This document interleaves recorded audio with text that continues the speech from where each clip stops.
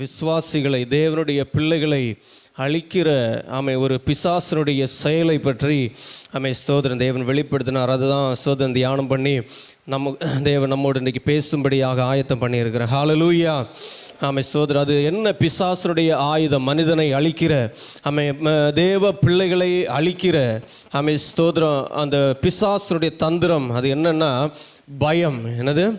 பயம். தேவ பிள்ளைக்கு என்ன இருக்கக்கூடாது? பயம் இருக்கக்கூடாது. ஸ்தோத்திரம். இந்த வேத பண்டிதர்கள் சொல்கிறாங்க, பரிசுத்த வேதாகமத்தில் 365 தடவை பயப்படாதே பயப்படாதே அப்படின்னு சொல்லி ஆண்டவர் பேசியிருக்கிறதாக சொல்லியிருக்கிறாங்க. ஸ்தோத்திரம். முதலாவதாக ஆண்டவர் பயப்படாதே அப்படின்னு யாரை பார்த்து சொன்னாருன்னா ஆபிரகாமை பார்த்து சொன்னார். படிக்கலாம். ஆதியாகமத்தின் புஸ்தகம் 15வது அதிகாரம் 1வது வசனம். ஆதியாகமம். எந்த காரியங்கள் நடந்த பின்பு கர்த்தருடைய வார்த்தை ஆபிரகாமுக்கு தரிசனத்திலே உண்டாகி அவர், ஆபிரகாமே, நீ பயப்படாதே, நான் உனக்கு கேடகமும் உனக்கு மகா பெரிய பலமாயிருக்கிறேன் என்றார். அப்போ ஆண்டவர் ஆபிரகாமை, விசுவாசிகளின் தகப்பனாகிய ஆபிரகாமை அழைத்து அவருடைய பணிக்காக, அவருடைய சேவைக்காக அவர் அழைத்த நேரத்திலையும் ஆபிரகாமிட்ட தரிசனமாகி ஆண்டவர் சொல்லுகிறார், நீ பயப்படாத, ஏன்னா நான் உனக்கு கேடகமும் மகா பெரிய பலனுமாயிருக்கிறேன் என்றார். அப்போ ஆண்டவர் விசுவாசிகளின் தகப்பன் என்று சொல்லக்கூடிய அந்த ஆபிரகாமை பார்த்தே சொல்லிவிட்டார், நீ பயப்படாதே. அப்போ ஆபிரகாமுடைய வாழ்க்கையில் என்ன இருந்துச்சு?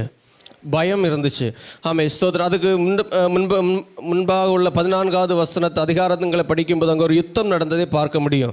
அந்த யுத்தத்தில் ஆபிரகாம் தான் வெற்றி பெறுகிறார். ஆனாலும் ஆண்டவர் ஆபிரகாமை பற்றி பார்த்து சொல்லுகிறார், நீ பயப்படாதே அப்படிங்கிறார். ஸ்தோத்திரம். இப்படி பரிசுத்த வேதாகமத்தில் அநேக வசனங்களை நம்ம பார்க்க முடியும். அதிகமாக பயப்படாதேன்னு சொன்னால் ஏசையா தீர்க்கதரிசி தான் இஸ்ரவேல் ஜனங்களை பார்த்து சொல்லியிருப்பார். ஒரு சில வசனங்களை மட்டும் நம்ம படிக்கலாம். ஏசையாவின் புஸ்தகம் 41வது அதிகாரம் 10வது வசனம். ஏசையா 41:10. நீ பயப்படாதே, நான் உன்னுடனே இருக்கிறேன், திகையாதே, நான் உன் தேவன். 13வது வசனத்தை படிக்கலாம். உன் தேவனாகிய கர்த்தராகிய நான் உன் வலது கையை பிடித்து பயப்படாதே, நான் உனக்கு துணை நிற்கிறேன் என்று சொல்லுகிறார். அப்போ ஆண்டவர் எந்த அளவுக்கு அழுத்தி சொல்கிறார் பாருங்க. இஸ்ரவேல் ஜனங்களை பார்த்து என்ன சொல்கிறாரு? நான் வலது கையை பிடித்து, கர்த்தராகிய நான் வலது கையை பிடித்து பயப்படாதே, நான் உனக்கு துணை நிற்கிறேன், எந்த சூழ்நிலையிலையும் பயப்படாத அப்படின்னு சொல்லி ஆண்டவர் சொல்லுகிறத நம்ம பார்க்க முடியும். 43வது அதிகாரம் 5வது வசனம். பயப்படாதே, நான் உன்னோடே இருக்கிறேன், நான் உன் சந்ததியை கிழக்கிலிருந்து வர பண்ணி உன்னை மேற்கிலும் இருந்து கூட்டி சேர்ப்பேன். எங்கேயும் ஆண்டவர் இஸ்ரவேல் ஜனங்களை பார்த்து சொல்லுகிறாரு, பயப்படாதே. 43:1வது அதிகாரம். இப்பொழுதும் யாக்கோபே, உன்னை சிருஷ்டித்தவரும் இஸ்ரவேலே, உன்னை உருவாக்குனவருமாகிய கர்த்தர் சொல்லுகிறதாவது, பயப்படாதே, உன்னை மீட்டு கொண்டேன். இப்படி அநேக வசனங்கள், பயப்படாதே பயப்படாதே பயப்படாதேன்னு சொல்லி ஆண்டவர் அநேக வசனங்களில் சொல்லுகிறார். 54வது அதிகாரம் 4வது வசனம். ஏசாயா 54:4. பயப்படாதே, நீ வெட்கப்படுவதில்லை. போதும். ஸ்தோத்திரம். இப்படி ஸ்தோத்திரம் அநேக சம்பவங்களில், அநேக சூழ்நிலைகளில் தேவன் அவருடைய பிள்ளைகளை பார்த்து, தேவன் தமது ஜனங்களை பார்த்து சொன்ன வார்த்தை, நீ பயப்படாதே. புலம்பலின் அதிகாரம், புலம்பலின் புஸ்தகம் 3வது அதிகாரம் 57வது வசனத்தை கூட பார்க்கலாம். புலம்பல் 3:57. நான் உம்மை நோக்கி கூப்பிட்ட நாளிலே நீர் அணுகி பயப்படாதே என்றீர். அப்போ அந்த புலம்பல்ல எரேமியா இந்த இவ்வளவு பெரிய கஷ்டம், பிரச்சனைகள், யுத்தங்கள், தோல்விகள், எதிரியினுடைய அடிமைத்தனம், இதுல இருந்தெல்லாம் எரேமியா புலம்பலை பாடி தேவனை அணுகின நேரத்தில் ஆண்டவர் அவனை பார்த்து என்ன சொன்னாராம்? பயப்படாதே என்று. எரேமியா என்ன சொல்றாரு? தேவன் என்ன சொன்னாராம்? வானத்திலிருந்து பயப்படாதே அப்படின்றாராம். இன்னொரு வசனத்தை கூட படிக்கலாம். செப்பனியா 3வது அதிகாரம் 16வது வசனம். செப்பனியா 3:16. அந்நாளிலே எருசலேமை பார்த்து பயப்படாதே என்றும், சீயோனை பார்த்து உன் கைகளை தளரவிடாதே என்றும் சொல்லப்படும். எருசலேமை பார்த்து பயப்படாதே என்றும், சீயோனை பார்த்து உன் கைகளை தளரவிடாதே என்றும் சொல்லப்படும். இதுக்கப்புறம் வேணுமா வசனம்? இப்படி நம்ம பைபிள் ஃபுல்லுவதாக பார்த்தா அநேக சூழ்நிலைகளில் தேவன் தம்முடைய பிள்ளைகளை பார்த்து சொன்ன வார்த்தை பயப்படாதே, பயப்படாதே, பயப்படாதே, உன் கையை தளர விடாதே அப்படின்னு சொல்லி அவருடைய ஜனங்களை பார்த்து சொன்னார். அப்போது பயப்படாதே பயப்படான்னு சொல்லி ஆண்டவர் சொன்ன நேரத்தில் ஒரு சில தேவ மனிதர்கள் பயந்தார்கள்.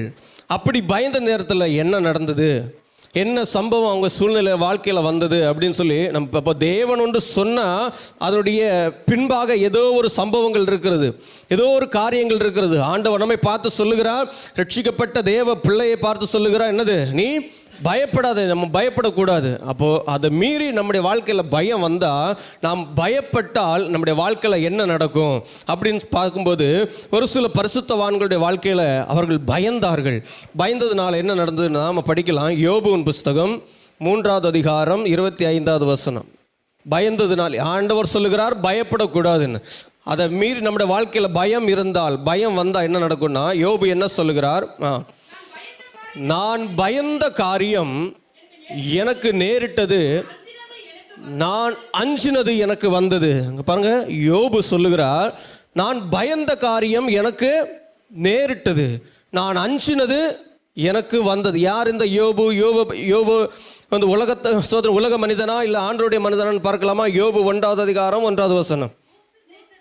ஊத் தேசத்திலே யோபு என்னும் பேர் கொண்ட ஒரு மனுஷன் இருந்தான். அந்த பாருங்க, அந்த மனுஷன் எப்படிப்பட்டவன்? யோபு எப்படிப்பட்டவன்? பயந்த மனுஷன் எப்படிப்பட்டவன்? அந்த மனுஷன் உத்தமனும் சன்மார்க்கனும், தேவனுக்கு பயந்து பொல்லாப்புக்கு விலகுறவருமாய் இருந்தான். அப்போ யோபு எப்படிப்பட்ட மனுஷன்? உத்தமன், உண்மையானவன், தேவனுக்கு பயந்தவன், பொல்லாப்புக்கு விலகுகிறவன். ஒரு இடத்துல போனால் அங்கே பிரச்சனை வருதா, அந்த இடத்துக்கு அவர் போகவே மாட்டார். பொல்லாப்புக்கு விலகுகிறவர். இந்த இடத்துல நான் இப்போ போனால் அங்கே ஏதாவது சமாதான குறைச்சல் வந்துடுமான்னு சொல்லி யோசித்து அந்த இடத்துக்கு போக மாட்டார். பொல்லாப்பா, பிரச்சனையா, இடையே வந்துடுவார். அவ்வளோ உத்தமான மனிதன். ஆனால் ஒரு சூழ்நிலையில் அவர் என்ன ஆனார்? பயந்தார்.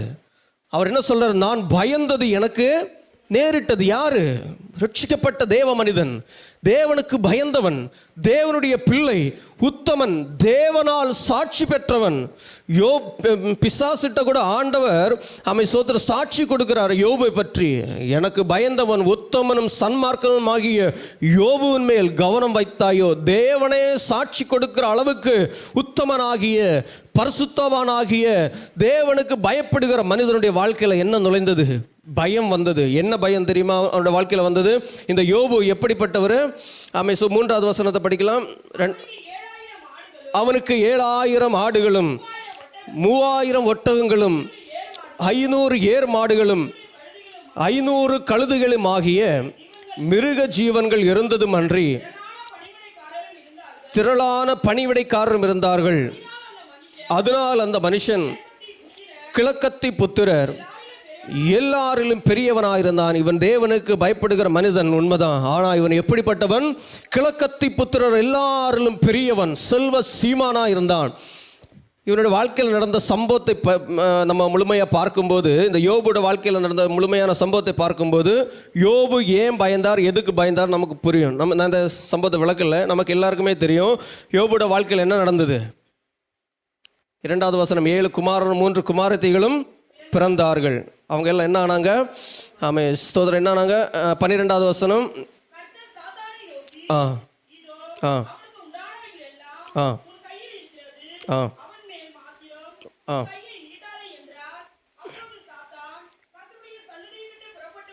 13வது வசனம்.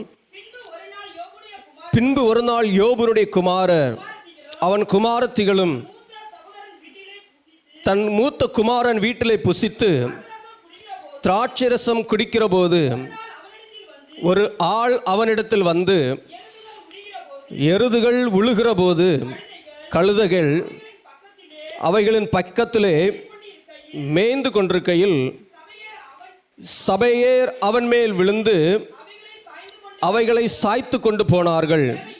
வேலையாட்களையும் பட்டய கருக்கினால் வெட்டி போட்டார்கள். நான் ஒருவன் மாத்திரம் தப்பி அதை உமக்கு அறிவிக்கும்படி வந்தேன் என்றான். இவன் இப்படியெல்லாம் அழிந்து போனதே என்று சொல்லி பேசிக்கொண்டிருக்கையில் வேறொருவன் வந்து வானத்திலிருந்து தேவனுடைய அக்கினி விழுந்து ஆடுகளையும் வேலையாட்களையும் சுட்டரித்து போட்டது.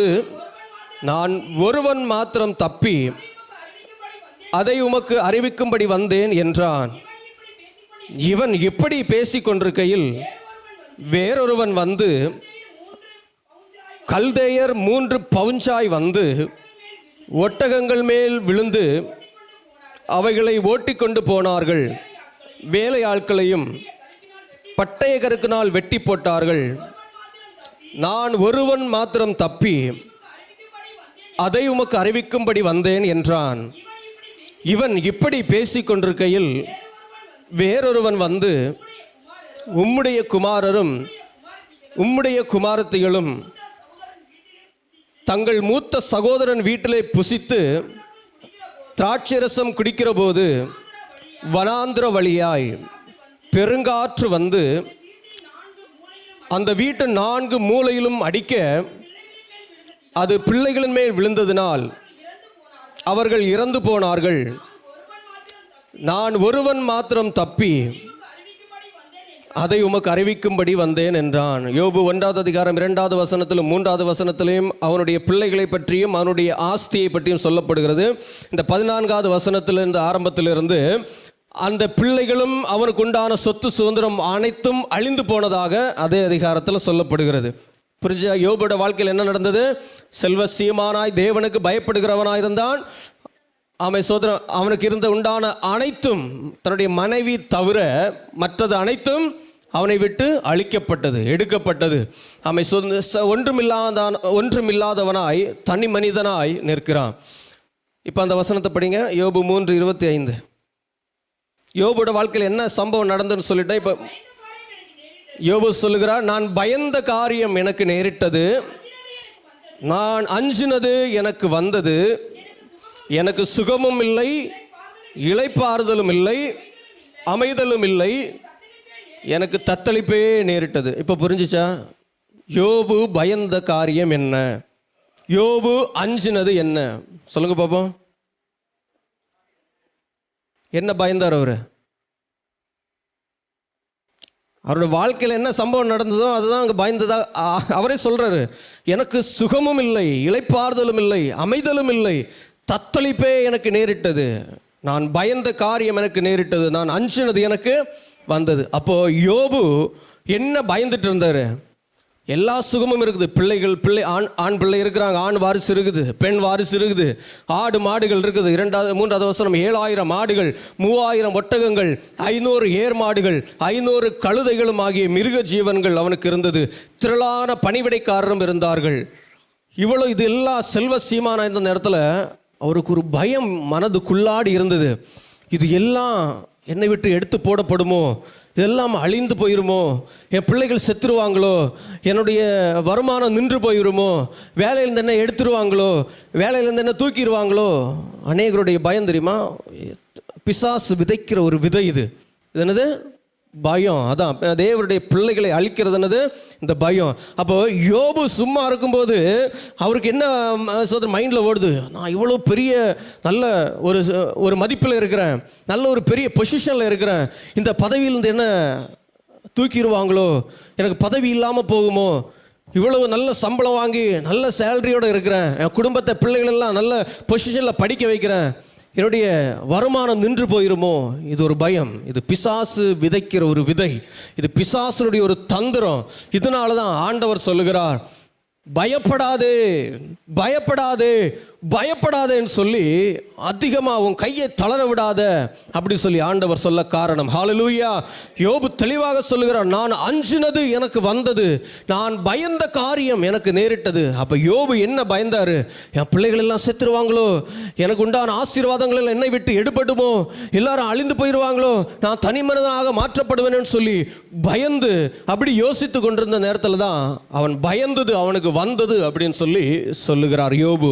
இன்றைக்கு இந்த வார்த்தையை கேட்டுக்கொண்டிருக்கிற உங்கள் வாழ்க்கையில் நீங்கள் ஏதாவது ஒரு பயத்தோடு வந்திருக்கலாம், நடுக்கத்தோடு வந்திருக்கலாம். இப்படி ஆயிருமோ, நான் எக்ஸாமில் வந்து ஃபெயில் ஆயிருவனோ, ஆனால் எனக்கு வேலை கிடைக்காதோ, என்னுடைய எதிர்காலம் என்ன ஆயிருமோ, என் பிள்ளைகள் சண்டை போட்டு கொண்டிருக்கிறாங்களே, என் பிள்ளைகளுடைய எதிர்காலம் என்ன, என்னுடைய வாழ்க்கை இவ்வளவுதானா, வேலை எவ்வளவுதான் தேடுறேன், வேலை தேடியும் கிடைக்கலையே, என்னுடைய கடன் பிரச்சனை மாறாதா, ஒரு பயம்.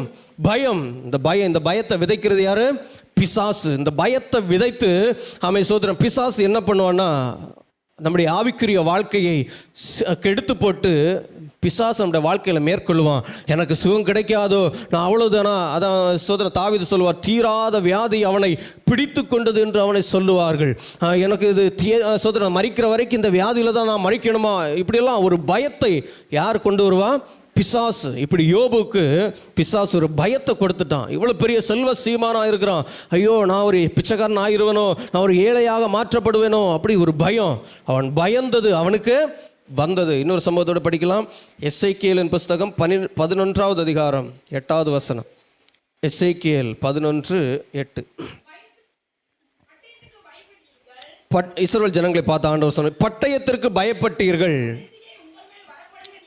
பட்டயத்தையே உங்கள் மேல் வரப்பண்ணுவேன் என்று கர்த்தராகிய ஆண்டவர் சொல்லுப்பாதுங்க. ஆண்டவரே சொல்றார்.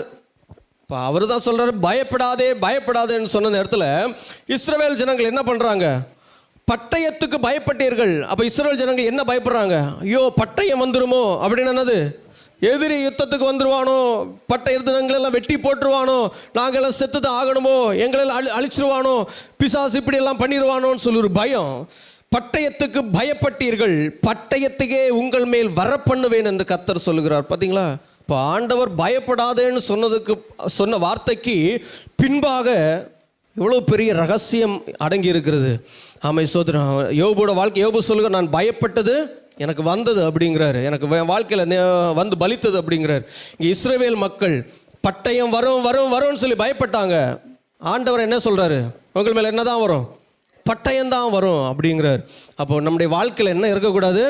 பயம் இருக்கக்கூடாது. தேவ பிள்ளையோட வாழ்க்கையில் என்ன இருக்கக்கூடாது? பயம் இருக்கக்கூடாது. அதுக்கும் ஒருபடி மேலாக இந்த பயத்தை பற்றி பரிசுத்த வேதாகமம் இன்னும் என்ன சொல்லுகிறது என்றால், சோதரன் வெளிப்படுத்தல் 21வது அதிகாரம் 8வது வசனம். பயப்படுகிறவர்களும் அவிசுவாசிகளும் அருவருப்பானவர்களும் கொலை பாதகரும் விபச்சாரக்காரரும் சூனியக்காரரும் விக்கிரக ஆராதனைக்காரரும் பொய்யர் அனைவரும் இரண்டாம் மரணமாகிய அக்கினியும் கந்தகமும் எரிகிற கடலிலே பங்கடைவார்கள். இந்த அக்கினியும் கந்தமும் எரிகிற கடல் அப்படின்னா நரகத்தை குறிக்கிறது. அப்போது நம்ம எல்லாம் ரட்சிக்கப்பட்டது, தேவ பிள்ளைகளாக மாற்றப்பட்டது காரணம் என்ன? அந்த நரகத்திலிருந்து நம்ம காப்பாற்றி தேவன் நம்மை பரலோகத்து நித்திய ஜீவனை அளிப்பேன் என்பதை அவர் நமக்கு கொடுத்த வாக்கு தத்துவம். அப்போ தேவ பிள்ளைகளாக நம்ம மாறும்போது யோவான் 1:12வது வசனத்தின்படி அவருடைய நாமத்தின் மேல் அவர் மேல் விசுவாசம் உள்ளவர்களாகி அவரை ஏற்றுக்கொண்டவர்கள் எத்தனை பேர்களோ அத்தனை பேர்களும் அவருடைய பிள்ளைகளாகும்படி தேவன் நமக்கு அதிகாரத்தை கொடுத்து அவருடைய பிள்ளைகளாக மாற்றி நம்மை ரட்சித்திருக்கிறார். ரட்சிப்பு என்றால் என்ன? நரகத்திற்கு போக தகுதியான இருந்த நம்மை நரகத்திலிருந்து காப்பாற்றி, இந்த அக்னியும் கந்தமும் எரிகிற கடலுக்கு தகுதியாக இருந்த நம்மை, போக தகுதியாக இருந்த நம்மை அந்த நரகத்திலிருந்து காப்பாற்றி பரலோகத்திற்கு செல்லக்கூடிய பாஸ்போர்ட்டை, விசாவை ஆண்டவன் கொடுத்துட்டாரு. சோதரன் நம்ம இந்த உலகத்தில் கண்ணு மூடினா நம்முடைய உயிர் எங்கே போய் நிற்கும்? பரதேசில், பரலோகத்தில் போவோம். அதுதான் ரட்சிப்பு.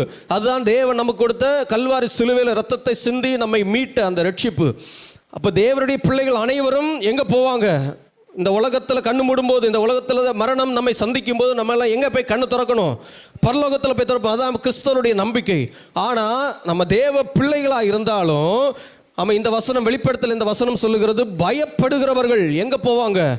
அக்னியும் கந்தமும் எரிகிற அக்னி கடலிலே தள்ளப்படுவார்கள். அப்போ நம்ம தேவ பிள்ளைகளாக இருந்து பயப்படுகிறவர்களாக இருந்தா, இந்த உலகத்திற்கு பயப்படுகிறவர்களாக இருந்தா, மனுஷனுக்கு பயப்படுகிறவர்களாக இருந்தா நம்ம எதற்கு பாத்திரவான்கள்? நரகத்திற்கு செல்ல பாத்திரவான்கள். இதனால ஆண்டவர் சொல்லுகிறாரு, பயப்படாதே, நான் உன் கூடவே இருக்கிறேன், கலங்காதே, திகையாதே. எவ்வளோ அழுத்தி சொல்றாரு பாருங்க. உன் வலங்கரத்தை பிடித்து அவர் சொல்லுகிறதாவது, பயப்படாதே, நான் உனக்கு துணை நிற்கிறேன். நம்ம இன்றைக்கு யாரெல்லாம் எத்தனையோ பேர் நம்ம பயத்தோடு வந்திருக்கீங்கன்னு சொல்லி ஆவியானவர் வெளிப்படுத்துகிறார். உங்கள் பயத்தை உங்களை விட்டு எடுத்து போட வேண்டும் என்று சொல்லி கர்த்தர் இன்றைக்கு பேசி கொண்டிருக்கிறார். ஹல்லேலூயா. அது எப்படிப்பட்ட பயமாக இருக்கலாம்? வியாதியினால் வந்த பயமாக இருக்கலாம், பிரச்சனையினால் வந்த பயமாக இருக்கலாம், சூழ்நிலையினால் வந்த பயமாக இருக்கலாம், பிள்ளைகளினால் வந்த பயமாக இருக்கலாம், சத்ருவினால் விதைக்கப்பட்ட பயமாக இருக்கலாம். அது எப்படிப்பட்ட பயமாக இருந்தாலும் அந்த பயத்தை உங்கள் இருதயத்திலிருந்து எடுத்து போட்டு இந்த கர்த்தரை பற்றி கொள்ளும் போது தேவன் உங்கள் வாழ்க்கையில் ஆசீர்வாதத்தை, நன்மையை கட்டளையிடுவார். ஹல்லேலூயா, ஹல்லேலூயா. இப்போ இந்த பயத்தை நம்மை விட்டு எடுத்து போடணும். இந்த பயம் என்ன பண்ணணும்னா, இன்னொரு வசனத்தை கூட படிக்கலாம். சகோதரர், நீதிமொழிகளின் புஸ்தகம் 29வது அதிகாரம் 25வது வசனம். ஸ்தோத்திரம். மனுஷனுக்கு பயப்படும் பயம் கண்ணியை வருவிக்கும். அப்போ தேவனுக்கு பயப்படுகிற பயத்தை விட்டுட்டு நம்ம மனுஷனுக்கு பயந்தா என்ன ஆகும்? அதில் கண்ணிகள், பிரச்சனைகளில் போய் நம்ம என்ன பண்ணுவோம்? மாட்டிடுவோம். மனுஷனுக்கு ஒருபோதும் பயப்படக்கூடாது. நம்ம யாருக்கு தான் பயப்படணும்? தேவன் ஒருவருக்கு தான் பயப்படணும். கர்த்தரை மட்டும்தான் நம்ம கர்த்தருக்கு முன்பாக மட்டும்தான் நம்ம பயப்படணும். உலகத்திற்கு, மனிதனுக்கு, சூழ்நிலையை பார்த்து ஒரு தேவ பிள்ளை ஒருபோதும் என்ன ஆயிடக்கூடாது? பயந்து போயிடக்கூடாது. என்ன ஆகுமோ, எப்படி ஆகுமோ, என்ன நடக்குமோன்னு சொல்லக்கூடிய தத்தளிப்பு வரக்கூடாது. சோத்திரம். யோபுவுக்கு தத்தளிப்பு வந்தது, பயம் வந்தது, அவன் பயந்தது அவனுக்கு நேரிட்டது. இஸ்ரவேல் ஜனங்கள் பட்டயத்துக்கு பயந்தார்கள். ஆண்டவரே சொல்லுகிறார், அவர்களுடைய தேவனே சொல்லுகிறார், பட்டயத்திற்கு பயப்பட்டீர்கள், பட்டயத்தையே அனுப்புவேன் அப்படிங்கிறார். ஸ்தோத்திரம். பயப்படுகிறவர்கள் பரலோகத்துக்கே வரமாட்டாங்க, நரகத்துக்கு தான் போவாங்க அப்படின்னு சொல்லி ஸ்தோத்திரம் ஆண்டவர் சொல்லுகிறார். தேவன் நமக்கு எப்படிப்பட்ட ஆவியை கொடுத்திருக்கிறாருன்னா, 2 தீமோத்தேயு 1வது அதிகாரம் 7வது வசனத்தை படிக்கலாம். 2 தீமோத்தேயு 1:7. தேவன் நமக்கு பயமுள்ள ஆவியை கொடாமல் பலமும் அன்பும் தெளிந்த புத்தியும் உள்ள ஆவியையே கொடுத்திருக்கிறார். அப்போ தேவன், நாம் எப்போது இயேசுவை ஏற்றுக்கொண்டோமோ அப்பொழுதே தேவன் அவருடைய ஆவியால் நம்மை நிரப்பி இருக்கிறார். அப்போ தேவன் நமக்கு கொடுத்த ஆவி எப்படிப்பட்ட ஆவி? அன்பும் சோதரன் ஆவி, பலமும் அன்பும் தெளிந்த சோதரன் பயமுள்ள ஆவியை கொடாமல். எப்படிப்பட்ட ஆவியை கொடுத்திருக்கிறாரு? தைரியமுள்ள ஆவியை, பயமுள்ள ஆவியை கொடாமல். அப்படின்னா எந்த ஆவியை கொடுத்திருக்கிறாரு? தைரியமுள்ள ஆவியை கொடுத்திருக்கிறாரு. என்ன ஆவி? தைரியமுள்ள ஆவி. அப்ப தேவன் கொடுத்திருக்கிற பரிசுத்த ஆவியானவர், நம்மோடு வாசம் பண்ணுகிற நம்முடைய ஆவியானவர் எப்படிப்பட்ட ஆவியானவர்? தைரியத்தின் ஆவியானவர். துர்ச்செய்தியை கேட்கிறதுனால் நீதிமான் பதறான். ஒரு தேவ பிள்ளை காதுல ஒருவேளை துர்ச்செய்தி கேட்கப்படலாம், ஆனால் ஒரு நீதிமான், அப்படின்னா ஒரு தேவனுடைய பிள்ளை அந்த துர்ச்செய்தியை கேட்டு பதறிடக்கூடாது, பயப்படக்கூடாது, கையை தளர விடக்கூடாது. ஏன்னா தேவன் நம்ம கொடுத்திருக்கிற ஆவி எப்படிப்பட்ட ஆவி? தைரியத்தின் ஆவி. ஹல்லேலூயா, தைரியத்தின் ஆவி. இன்றைக்கு அநேக தேவ பிள்ளைகளுக்கு கூட எதை பார்த்து பயம் தெரியுமா? எதை பார்த்து பயம்? 2 ராஜாக்கள் 17வது அதிகாரம் 35வது வசனம். அநேக தேவ பிள்ளைகளுக்கு கூட எதை பார்த்து பயம்? 2 ராஜாக்கள் 17வது அதிகாரம் 35வது. கர்த்தர் இவர்களோடு உடன்படிக்கை பண்ணி இவர்களுக்கு கற்பித்தது என்னவென்றால், நீங்கள் போதும். இப்போ சோதனைங்க பாருங்க, அந்த வசனம் என்ன படிங்க? அநேக தேவ பிள்ளைகளுக்கு எதை பார்த்து பயம்?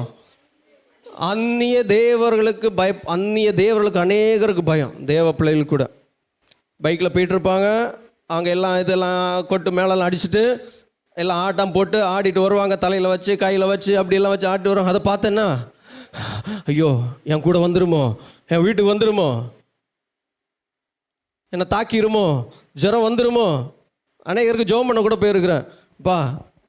அப்படி எங்கள் சோதனை தெரு வழியாக போனாங்க, என் பையனுக்கு என்ன வந்துச்சு? ஜுரம் வந்துச்சு. ஏன் வந்துச்சு ஜுரம்? பயம். ஆண்டவர் தேவ பிள்ளைகளை பார்த்து என்ன சொல்றாரு? பயப்படாத. எதுக்கு பயப்படாத? முக்கியமா இதுக்கு பயப்படாத. அநேகருக்கு அதுதான் விட்டு வந்தோம். ஏன் தெரியுமா இந்த பயம்? அந்த 2 தீமோத்தேயு 1:7 வசனத்தின்படி படிங்க. பயமுள்ள ஆவியை கொடாமல் பலமும் அன்பும் தெளிந்த புத்தி. இந்த தெளிந்த புத்தி இல்லாதனால தான் அதை பார்த்து பயம். இந்த தெளிந்த புத்தின்னா என்னது?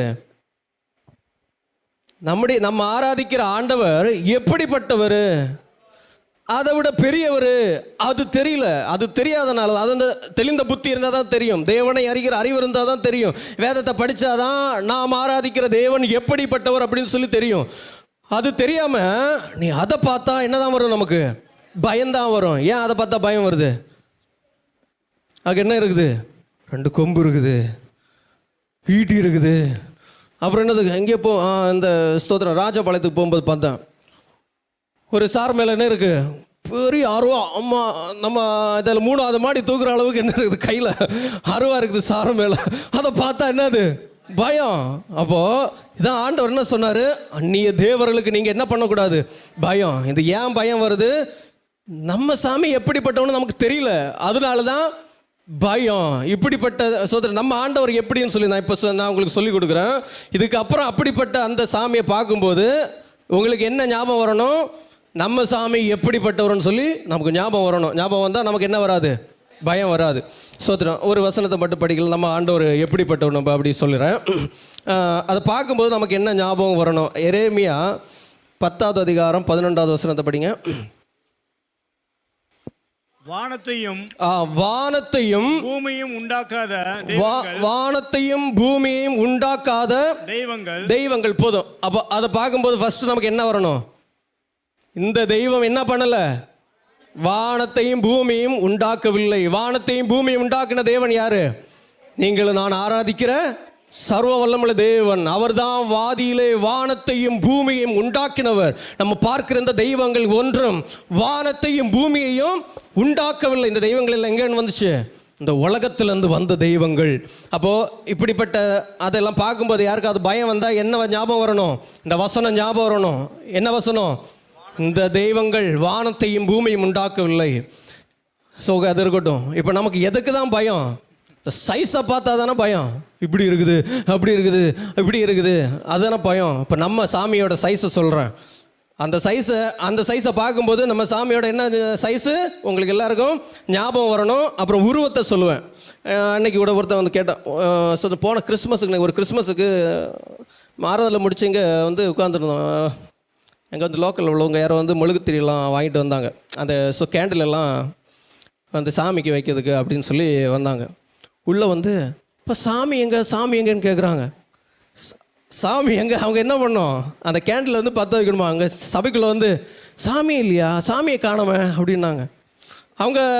அவங்களுடைய தாட்டு, அவங்க வந்து மாதா கோவில் அப்படின்னு சொல்லி ஏதோ வந்து யோசிச்சிருப்பாங்க. அதன்படி சாமி கேட்குறாங்க. அப்போது அநேகருக்கு உருவம் இருந்தால் தான் என்ன தெரியும்? சாமின்னு தெரியும். நம்ம சபையில் என்ன இல்லை? சாமி இல்லை. ஏன் சாமி இல்லை? எத்தனை பேர் உங்கள்கிட்ட கேட்டிருப்பாங்கல்ல, ஏன்ப்பா அவங்க சபையில் சாமியே இல்லைப்பா, என்ன தான் நீங்கள் சாமி கும்பிட்றீங்க அப்படின்னு சொல்லி. நம்ம சபையில் என்ன இருக்குது? சாமி இருக்குது. நம்மவும் சாமி செய்யணும். சாமி சிலையை யாரோ வீட்டில் போய் செஞ்சிட போகிறீங்க. ஏன் செய்யலைன்னா, நானும் இந்த சாமி நம்ம சபையில் செஞ்சு வைக்கலான்னு பிளான் பண்ணி இந்த சாமி எப்படி இருப்பார் அப்படின்னு சொல்லி பார்த்தா, இந்த சாமியோட சைஸை சொல்கிறேன். நம்ம வணங்குற, நம்ம ஆராதிக்கிற நம்முடைய தேவனுடைய உயரம் எவ்வளவு, அகலம் எவ்வளவு? ஸ்தோத்திரம்.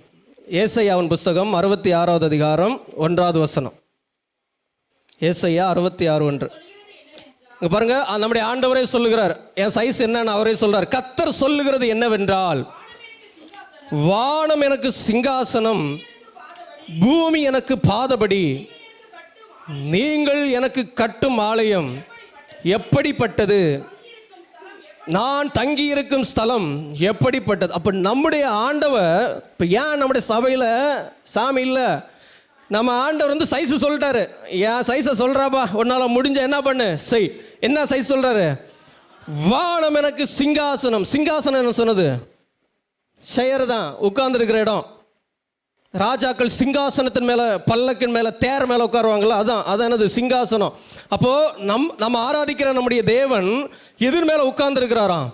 வானம் எனக்கு சிங்காசனம். அப்போ நான் ஆராதிக்கிற நம்முடைய தேவன் உட்கார்ந்தா எது நிரம்பிடுது? இப்போ வானம் எனக்கு சிங்காசனம், வானம் தான் எனக்கு நான் வந்து உட்கார்ற இடம் அப்படிங்கிறாரு. அப்போ நம்ம ஆராதிக்கிற நம்முடைய தேவன் உட்கார்ந்தா வானம் நிரம்பிடுதான். எது பாதபடி கால் வைக்கிற இடம் எந்த இடம்? பூமியின் பாதபடி. வானத்தில் தேவன் உட்காருவாராம், அவர் கால் வச்சா பூமி நிரம்பிடுமா. இந்த தேவனை போய் செய்ய முடியுமா? சிலையில் அடக்க முடியுமா? வானத்தில் உட்கார்ந்தா என் கால் வச்சா பூமி நிரம்பிடும்பா. நீ இந்த பூமியில் இம்மா துண்டு இருக்கிற, நீ எப்படி என்ன வரைவ அப்படிங்கிறார். நீ எப்படிப்பட்ட ஆலயத்தை எனக்கு கட்ட முடியும் அப்படி சொல்லி ஆண்டவர் கேட்குறார். இப்போ நம்முடைய சாமியுடைய உயரத்தையும் ஹைட்டையும் அகலத்தையெல்லாம் சொல்லிட்டோம். இதுக்கப்புறம் அவருடைய கண் எப்படி இருக்குது, அவருடைய உடம்பு எப்படி இருக்குது, அவருடைய பாதம் எப்படி இருக்குது, வரைய முடியுமா பார்க்கலாம். பாருங்கள் எப்படி இருக்குன்னு சொல்லி. இது வந்து எதுக்கு சொல்கிறேன், இது எதுக்கு சொல்கிறேன்? நம்ம டாபிக் என்னது? நமக்கு என்ன அன்னைக்கு விசுவாசிகளுக்கு என்ன பிரச்சனை, என்ன பயம்? அந்நிய தெய்வத்தை பார்த்து பயம். ஏன் இப்படி இருக்குது? நம்ம ஆண்டவர் எப்படி இருக்கிறார் அதான் சொல்கிறேன். இப்போ வந்து வெளிப்படுத்தல் நம்முடைய ஆண்டவருடைய உடல் அமைப்பை சொல்கிறேன். நாம் சோதரன் வெளிப்படுத்தல் 1வது அதிகாரம் ஸ்தோத்திரம் 12வது வசனம். அப்பொழுது யோவானுக்கு ஆண்டவர் வெளிப்படுத்தின விசேஷம், கடைசி நாட்களில் சம்பவிக்க வேண்டிய காரியங்களை ஆண்டவர் யோவான் மூலமாக வெளிப்படுத்துகிறார். ஒரு சத்தம் மட்டும் யோவானுக்கு கேட்கிறது. அப்போ இந்த யோவான் இந்த சத்தத்தை பார்க்கும்படியாக திரும்புகிறார். அப்படி திரும்பும்போது என்ன நடந்தது? பார்க்கும்படியாக திரும்பினேன். சத்தத்தை பார்க்க நான் திரும்பின போது 7 பொன் குத்து விளக்குகளையும் அந்த 7 குத்து விளக்குகளின் மத்தியிலே நிலையங்கி தரித்து மார்பருகே பொற்கச்சை கட்டியிருந்த மனுஷகுமாரனுக்கு ஒப்பானவரையும் கண்டேன். அப்போ நம்முடைய ஆண்டவருடைய சைஸ் என்னது? பாம்பு மாதிரி இருக்கா? குரங்கு மாதிரி இருக்கா? மனுஷகுமாரனுக்கு ஒப்பானவரை கண்டேன். ஒரு சத்தத்தை கேட்டேன், எங்கேருந்து வருதுன்னு பார்க்கறதுக்கு திரும்பினேன். திரும்பின பொழுது 7 குத்து விளக்குகளின் மத்தியில் நிலையங்கி தரித்து மார்பருகே பொற்கச்சை கட்டியிருந்த மனுஷகுமாரனுக்கு ஒப்பானவரை கண்டேன். அப்போ நம்முடைய தேவனுடைய சாயல் எப்படி இருக்குது? நம்மளை மாதிரி. மனுஷகுமாரன் எப்படி? ஒரு மனுஷனை போல. தேவன் ஆதியில் சோதரம் நம்ம எப்படி பண்ணார்? அவர் தம்முடைய சாயலின்படியே பூமியிலிருந்து மண்ணை எடுத்து பிசைந்து தமது சாயலின்படியே செய்தார். அப்போ தமது சாயல்னா எப்படி? மனுஷகுமாரனுடைய சாயல். நம்முடைய சாயலின்படி தான் எப்படி இருக்கிறார்? நம்முடைய தேவனும் இருக்கிறார். அப்போது சோதரம் அப்படி ஒரு மனுஷகுமாரனுக்கு ஒப்பானவரை கண்டேன். அடுத்த வசனம் இங்கே பாருங்கள். அவருடைய முடி எப்படி இருந்துச்சு? அவருடைய சிரசும் அவருடைய தலை சிரசும் மயிரும் வெண் பஞ்சை போலவும் உறைந்த மலையை போலவும் வெண்மையா இருந்தது. இருங்க, அவருடைய தலை என்ன கலரு? சிரஸ் அப்படின்னு என்னது? தலை. அவன் மயிரன் என்னது? முடி. அப்போ அவருடைய தலையும் அவருடைய முடியும் வெண் பஞ்சை போலவும் உறைந்த மலையை போலவும் வெண்மையா இருந்தது. உறைந்த மலை என்னது? பனிக்கட்டி, ஐஸ் கட்டி. அந்த ஐஸ் கட்டியோட நிறத்தை போல அவருடைய தலையும் அவருடைய முடியும் இருந்ததாம். அவருடைய கண்கள் அக்னி ஜோலையை போல் இருந்தது. அப்போ நம்முடைய தேவனை வரையணும்னா கண்ணை எப்படி செய்யணும்? அக்னி ஜோலை, தீ பிளம்பு மாதிரி. அப்படின்னா சூரியனை மாதிரி இருக்கும் 2 கண்ணு. எப்படி இருக்கும்? இப்போ நம்முடைய தேவனை செய்யணும்னா 2 சூரியனை ஃபஸ்ட்டு உருவாக்கணும், கண்ணை செட் பண்ணணும்ல. சூரியனை போல அக்னி ஜோலையாக இருந்ததாம். அடுத்து அவருடைய பாதங்கள் உலைக்களத்தில் காய்ந்த பிரகாசமான வெண்கலம் போல் இருந்தது. அவருடைய சத்தம் பெரு வெள்ளத்து இரைச்சலை போல் இருந்தது. தமது வலது கரத்திலே 7 நட்சத்திரங்களை ஏந்தி கொண்டிருந்தார். அவர் வாயிலிருந்து இருபுறமும் கருக்குள்ள பட்டயம் புறப்பட்டது. அவருடைய முகம் வல்லமையாய் பிரகாசிக்கிற சூரியனை போல். பாருங்க, அவருடைய முகம் எப்படி இருந்தது? சூரியனை போல் இருந்ததான். அப்போ நம்ம தேவனை சிலையில் உருவாக்கணும்னா ஃபஸ்ட்டு நம்ம என்ன ரெடி பண்ணணும்? இந்த சூரியனை மாதிரி ஒன்று ரெடி பண்ணணும். அது யாரால முடியுமா? சூரியன் பக்கத்திலே நெருங்க முடியலையும். ஆமாம், ஸ்தோத்திரம். இதனால தான் நம்முடைய ஆண்டவர் என்ன சொன்னார்? யாத்திராகமம் 20வது அதிகாரம் 3வது வசனம் 4வது. சீக்கிரம் படிங்க. யாத்திராகமம் 20வது அதிகாரம். என்னையன்றி வேறு தேவர்கள் உண்டாயிருக்க வேண்டாம், மேலே வானத்திலும். ஏன்னா நான் இவ்வளோ பெருசாக இருக்கிறதுனால, என்னுடைய முகம் அக்னி ஜுவாலைக்கொத்து இருக்கிறதுனால, என்னுடைய கண்கள் அக்னி தீ பிளம்பாக இருக்கிறதுனால், என்னுடைய பாதங்கள் உலைக்களத்தில் பழுத்த வெண்கலத்தை போல் இருக்கிறபடியால் என்னையன்றி உனக்கு வேறு தேவர்கள் உண்டாயிருக்க வேண்டாம். நான் இவ்வளவு மகிமையா, இவ்வளவு சோதரம் அதர்சனமான தேவனாய் இருக்கிறபடியால் மேலே வானத்திலும் கீழே பூமியிலும் பூமியின் கீழ் தண்ணீரிலும் உண்டாயிருக்கிறவர்களுக்கு ஒப்பான ஒரு சொரூபத்தை ஆகிலும் யாதொரு விக்கிரகத்தை ஆகிலும் நீ உனக்கு உண்டாக்க வேண்டாம். நீ அவைகளை நமஸ்கரிக்கவும் சேவிக்கவும் வேண்டாம். போதும் போதும். இப்போ புரிஞ்சு நம்ம ஏன் சிலை செய்யலை? புரிஞ்சா? புரியுதா? இப்போ அநேக பேர் கேட்பாங்கள்ல, ஏப்பா அவங்க சாமியில் என்ன இல்லை, சாமியே இல்லைன்னா எனக்கு என்ன பதில் சொல்லணும்? தான் சொல்லணும், எங்கள் சாமி என்ன பண்ண முடியாது, கட்டுப்படுத்த முடியாது, செய்ய முடியாது. அவர் இவ்வளோ பெரிய தேவன். அதை விடுங்க, நம்ம தெருவில் எல்லாம் போவோம்ல, அதை பார்த்தும் பயந்துடக்கூடாது. அப்போ என்ன ஞாபகம் வரணும்? இந்த தேவன் வானத்தையும் பூமியும் உண்டாக்காத தேவங்கள், நான் ஆராதிக்கிறேன் தேவனோ வானத்தையும் பூமியையும் உண்டாக்குன தேவன். இந்த தெய்வங்கள் எல்லாம் சோதர மனிதனால் உருவாக்கப்பட்டவைகள். ஆனால் நான் ஆராதிக்கிற தேவனோ எந்த ஒரு மனிதனாலும் செதுக்க முடியாதவர், எந்த ஒரு மனிதனாலையும் அடக்க முடியாதவர், எந்த ஒரு மனிதனாலையும் கிரகிக்க முடியாதவர், எந்த ஒரு மனிதனாலையும் சோதரம் ஒப்புமை பண்ணி சோதரம் உருவத்தில் கொண்டு வர முடியாத மகா பயங்கரமான தேவன். அப்படிப்பட்ட ஒரு சோதர சிந்தனை நமக்கு வரும்போது, அப்படிப்பட்ட ஒரு மனநிலை நமக்கு இருக்கும்போது, அப்படிப்பட்ட ஒரு தெளிந்த புத்தி நமக்கு இருக்கும்போது, இந்த சத்துருவை பார்த்து, இந்த பிசாசின் கிரியைகளை பார்த்து நமக்கு என்ன வராது? பயம் வராது. சோதரம் பயம் வர காரணம் என்ன? இந்த தேவனை பற்றி அறிகிற அறிவில்லாமை, இந்த தெளிந்த புத்தி இல்லாததுனால தான் இன்றைக்கு அநேக அந்நிய தெய்வங்களை பார்த்து விசுவாசிகள் பயப்படுகிறார்கள். நம்முடைய வாழ்க்கையில் என்ன வரக்கூடாது? பயம் வரக்கூடாது. இன்னொரு தேவ மனிதனுடைய வாழ்க்கையில் நடந்த சம்பவத்தை கூட நம்ம பார்த்து நம்ம முடிக்கலாம். இந்த பயம் எந்த அளவுக்கு தேவ பிள்ளைகளை கூட அழிக்கிறது. சோதரம் நன்றி செலுத்துகிறோம். பேசுவீராக. சோதரம் எரேமியாவின் புஸ்தகம் 26வது அதிகாரம் 1வது வசனத்தை படிக்கலாம். இந்த சம்பவத்தை பார்த்து நம்ம முடிக்கலாம். எரேமியா 26வது அதிகாரம் 1வது வசனம். யோசியாவின் குமாரனும் யூதாவின் ராஜாவும் ஆகிய யோயாக்கீமுடைய ராஜ்ய பாரத்தில் கர்த்தரால் எரேமியாவுக்கு உண்டான வார்த்தை. இப்போது 6வது வசனத்தை படிங்க. நான் இந்த ஆலயத்தை சீலோவாவை போலாக்கி இந்த நகரத்தை பூமியில் உள்ள எல்லா ஜாதிகளுக்கு முன்பாகவும் சாபமாக்கி போடுவேன் என்று கர்த்தர் உரைக்கிறார் என்று சொல் என்றார். அடுத்த வசனம்.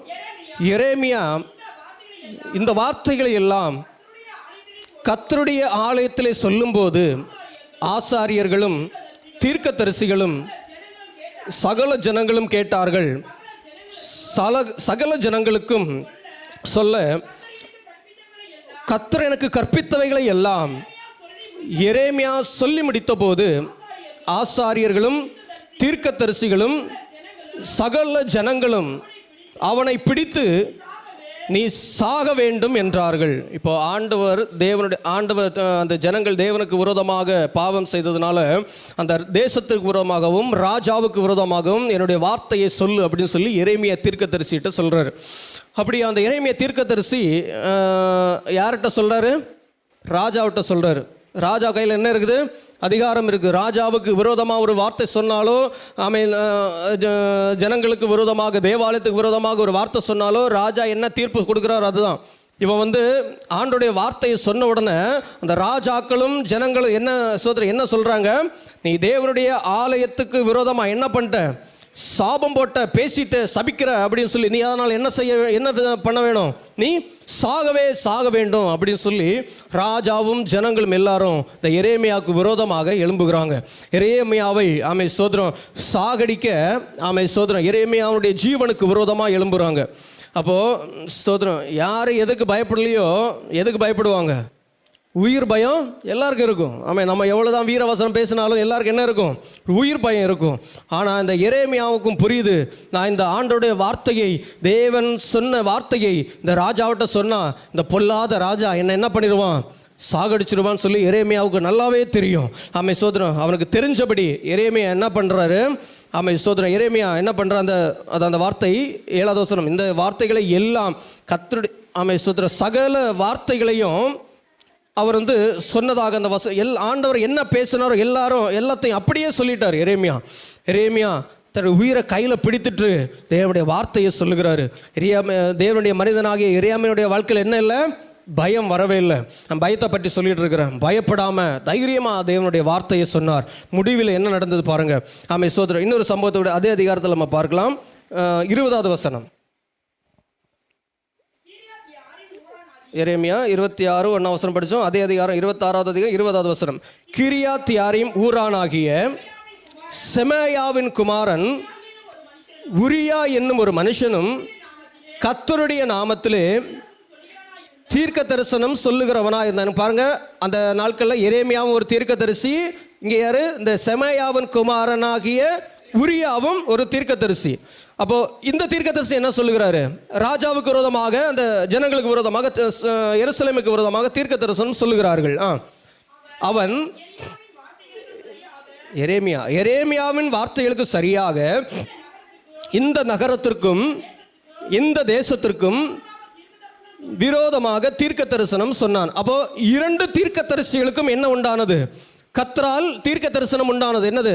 இந்த தேசம், இந்த ராஜாவும் தேவனுக்கு விரோதமாக செயல்படுகிறதுனால இது பாழாய் போகும் அப்படின்னு சொல்லி 2 தீர்க்கதரிசிகளுக்கும் தேவனால் தீர்க்க தரிசனம், தேவ வார்த்தை 2 தீர்க்கதரிசிகளும் ராஜாவுக்கு சொல்லுகிறார்கள். அதான் எரேமியா வார்த்தைகளுக்கு சரியாய் இந்த நகரத்திற்கு, இந்த தேசத்திற்கும் விரோதமாக தீர்க்க தரிசனம் சொன்னான். யாரு? இந்த உரியான்னு சொல்லக்கூடிய தீர்க்கதரிசி.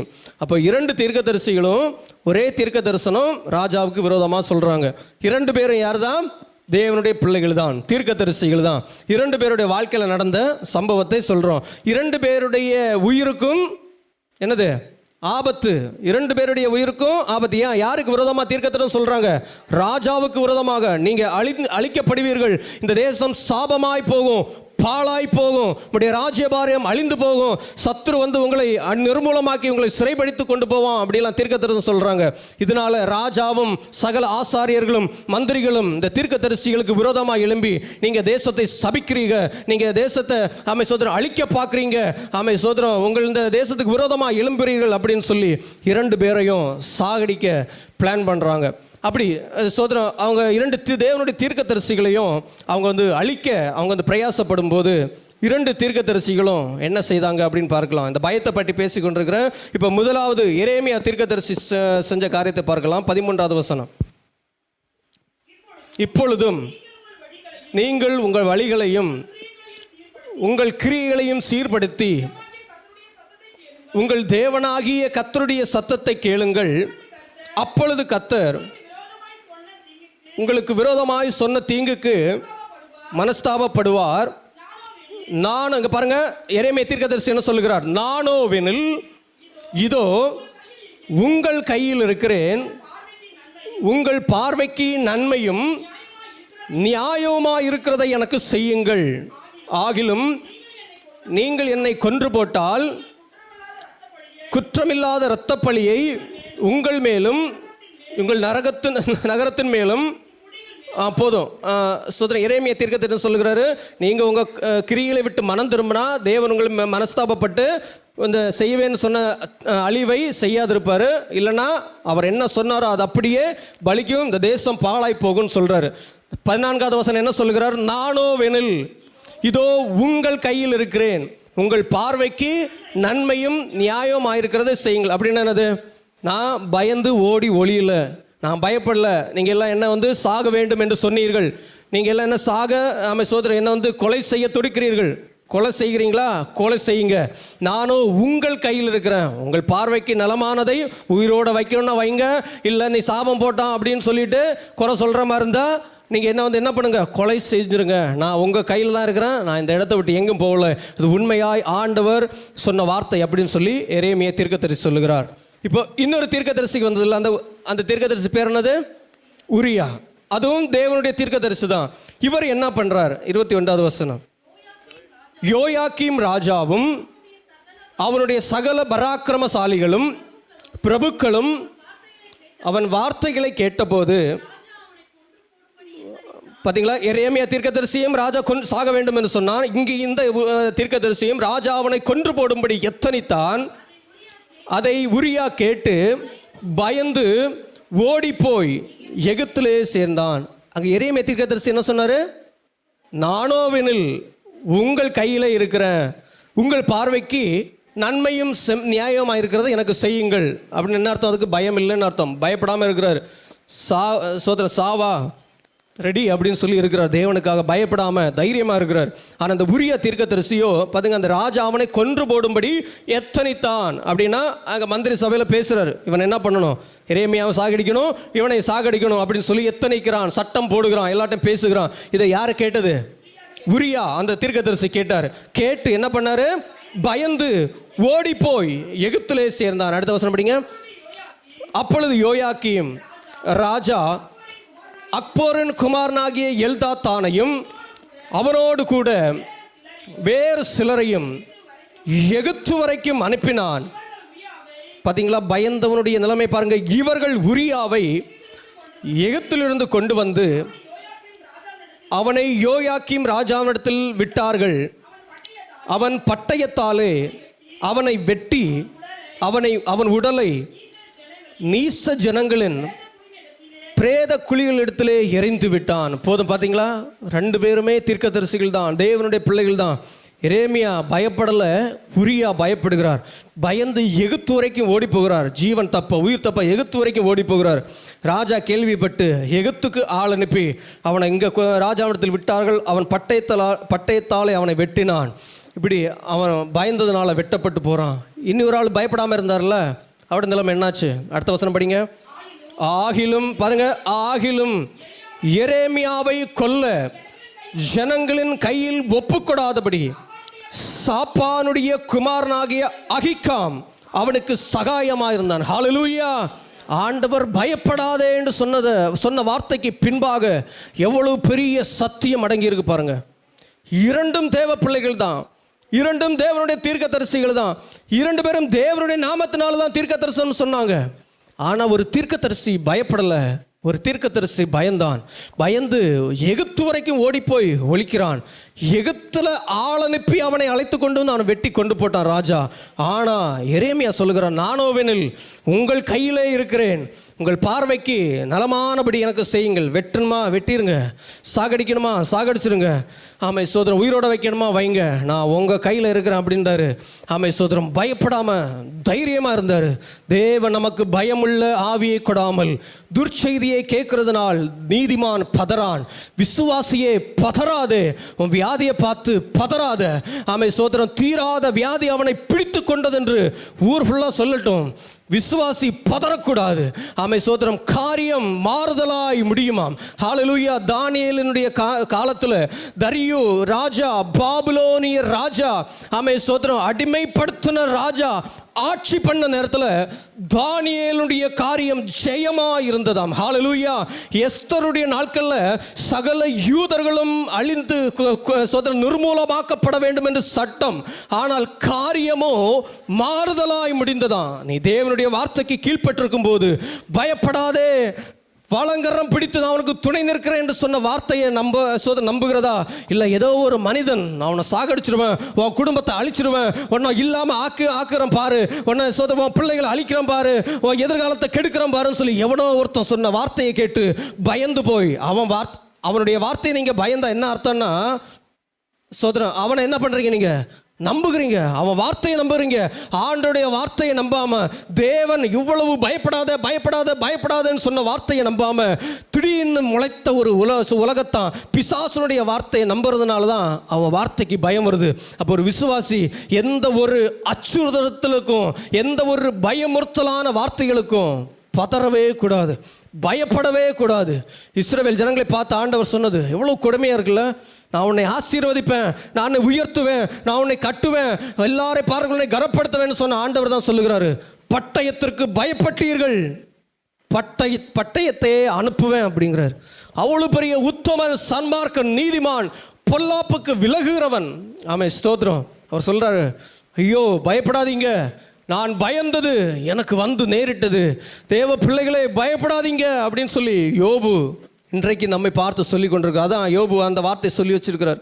நான் பயந்தது எனக்கு வந்தது, நான் அஞ்சினது எனக்கு வந்து நேரிட்டது, தத்தளிப்பே எனக்கு வந்தது. அதனால் ஆண்டவர் சொல்றார், பயப்படாத. எரேமியா தீர்க்கதரிசியை பாருங்க. அவன் சோதரன், நானோவெனில் உங்கள் கையில் இருக்கிறேன். அவன் இப்படிப்பட்ட சோதரன் அச்சுறுத்தல்கள், பயமுறுத்தல்கள் உங்கள் வாழ்க்கையில் வந்தா, அவன் சோதரன் உங்களை தேடி வந்தா, உங்கள் காதுகளில் துணித்தா, நீங்கள் சொல்ல வேண்டிய வார்த்தை என்னது? அவன் சோதரன், என்னை அழைத்த தேவன், என்னை ரட்சித்தவர், வலங்கரத்தை பிடித்து நான் உனக்கு துணை நிற்கிறேன், பயப்படாதே என்று சொன்ன தேவன் என் கூடவே இருக்கிறாரு. ஏ சத்துருவே, ஏ பிசாசே, உன் வார்த்தைக்கு நான் பயப்பட மாட்டேன். நீ என்ன வேணாலும் பேசு, என்ன வேணுமானாலும் சொல்லு. அவன் தீராத வியாதி அவனை பிடித்தது என்று சொல்லு. ஐயோ நீ எக்ஸாமுக்கு ஃபெயில் ஆயிருவேன் அப்படின்னு சொல்லு. ஆனால் நான் ஆராதிக்கிற தேவன் அவன் என்ன பார்த்து சொல்லுகிறாரு, அவன் பயப்படாதே, நீ வெட்கப்பட்டு போவதில்லை. இந்த வார்த்தையை நம்புகிறீங்களா? இல்லை அந்த பிசாசனுடைய வார்த்தையை நம்புகிறீங்களா? இந்த வார்த்தையை நம்புகிறீங்களா? இல்லை இந்த உலகத்தானுடைய வார்த்தையை நம்புகிறீங்களா? இதனால ஆண்டவர் சொல்லுகிறாரு, பயப்படாதீங்க. அவன் அதுக்கு சோதரம் ஒருபடி மேலாக நம்ம அந்த வெளிப்படுத்தல் வசனத்தை படித்ததுபடி, பயப்படுகிறவர்கள் அக்னியும் கந்தமும் எரிகிற அக்னி கடலிலே தள்ளப்படுவார்கள். நம்ம ஓடின ஓட்டெல்லாம் வீண். அமை தேவனை ஏற்றுக்கொண்டது, அநேக நிந்தைகளை, பரியாசங்களை அமை சுமந்து இந்த தேவனை ஆராதிக்கிறது, தேவனை கர்த்தரை தெய்வமாய் தொழுது கொள்கிற இதெல்லாம் வீணாய் போயிடும். உலகத்தினுடைய வார்த்தைக்கு பயந்தால், உலக மனிதனுடைய வார்த்தைக்கு பயந்தா இதெல்லாம் வீணாய் போயிடும். எரிகிற அக்னியும் கந்தகம் எரிகிற கடலிலே பங்கடைவானாம்.